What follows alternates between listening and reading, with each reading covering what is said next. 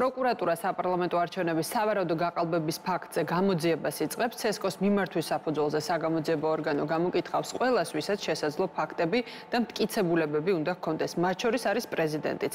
გამოკითხვაზე სალომე ზურაბიშვილი ხვალ არის დაბარებული. შეგახსენებთ, CSKO-მ პროკურატურას მიმართა გამოიძიონ არჩევნების გაყალბებასთან დაკავშირებული განცხადებები.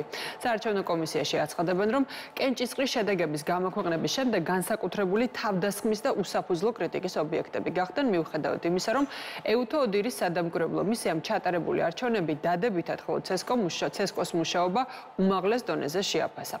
წარადგენს თუ არა ოპოზიცია ბრალდებებთან დაკავშირებით მტკიცებულებებს და აპირებს თუ არა ითანამშრომლოს საგამოძიებო ორგანოსთან. აღნიშნული საკითხი კვლავ ბუნდოვანია, დილიდან კეთდება პოლიტიკური შეფასებები, რომელსაც ახლა თამუნე ციკლაური გაგვაცნობს პირდაპირ ეთერში. თამუნე, გისმენთ.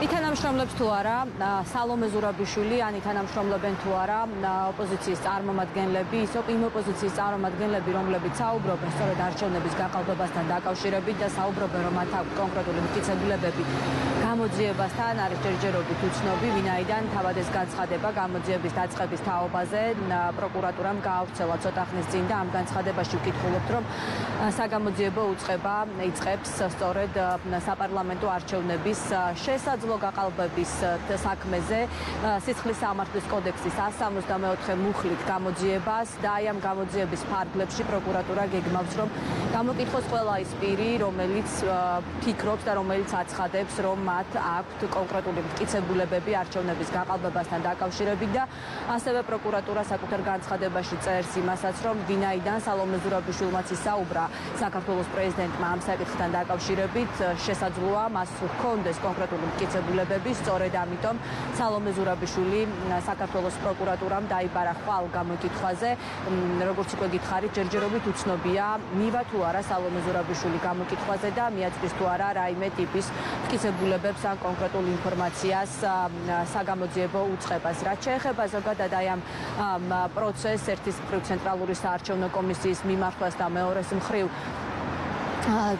გამოძიების დაწყების პროცესს და არჩევნების გაყალბებაზე, არჩევნების შესაძლო გაყალბების საკითხს მართველი გუნდი ამბობს, რომ მაშინ, როდესაც კარგია, რომ გამოძიება დაიწყოს და დაიწყო, ვინაიდან კიდევ ერთხელ დადასტურდება ქართული ოცნების წარმომადგენელთა მხრით, რომ უსაფუძვლოა ის ბრალდებები, რომელზეც საუბრობენ ოპოზიციური პოლიტიკური პარტიების წარმომადგენლები, არასამთავრობო ორგანიზაციები თუ სალომე ზურაბიშვილი და კიდევ ერთხელ გაეცემა პასუხი უსაფუძვლო ბრალდებებს, ვინაიდან მართველი გუნდი დარწმუნებულია, რომ კონკრეტული მტკიცებულებები ბრალდების მათ ვინც საუბრობს არჩევნების გაყალბებაზე არ აქვთ. რაც შეეხება ოპოზიციას, ოპოზიციაში ამბობენ, რომ ისინი მათ არ სჯერათ გამოძიების, მათ არ სჯერათ ცენტრალური საარჩევნო კომისიის და რომ მათი თქმით მათ აქვს კონკრეტული მტკიცებულებები, რომელსაც გაასაჯაროვებენ.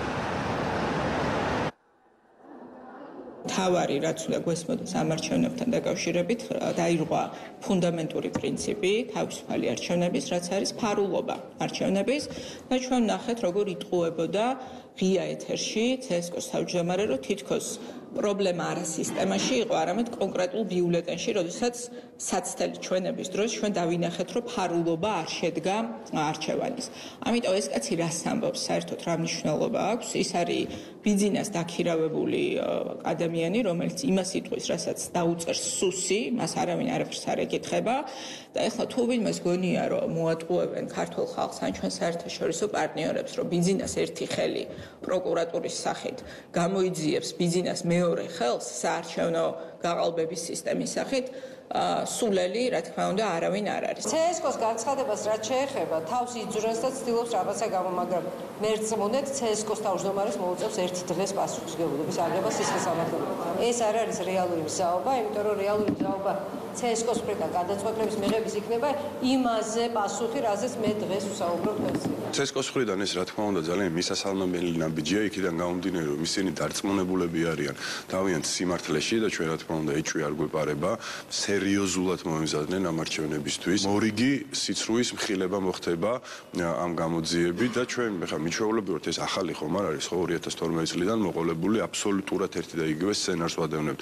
თვალყურს ერთი და იგივე მესიჯ ბოქსი არის და ერთი და იგივე ტიპის ბრალდებები, ხო? შესაბამისად, ჩვენ ამასთან დაკავშირებით, რა თქმა უნდა, საზოგადოებას წინასწარ ვაფრთხილებდით და მთლიანად ოპოზიციის დღის წესი იგი იყო აგებული ამაზე, რომ არჩევნების საღამოდან შემოეტანათ აჟიოტაჟი. საპარლამენტო არჩევნების შესაძლო გაყალბების თაობაზე პროკურატურამ გამოძიება დაიწყო სწორედ ცენტრალური საარჩევნო კომისიის მიმართვის საფუძველზე, ვინაიდან ცენტრალურ საარჩევნო კომისიაში განაცხადეს, რომ ბოლო პერიოდის განმავლობაში არაერთი ბრალდება მოისმინეს ცენტრალური საარჩევნო კომისიის მისამართით, როგორც პრეზიდენტის, ისე ოპოზიციური პარტიების თუ არასამთავრობო სექტორის მხრიდან. ამ ბრალდებებმა მიიღო ფართო მასშტაბები უკვე და მიუხედავად იმისა, რომ ეუთო ოდირმა თქვა, რომ სამართლიანი პროცესი მიმდინარეობდა საარჩევნო პროცესში.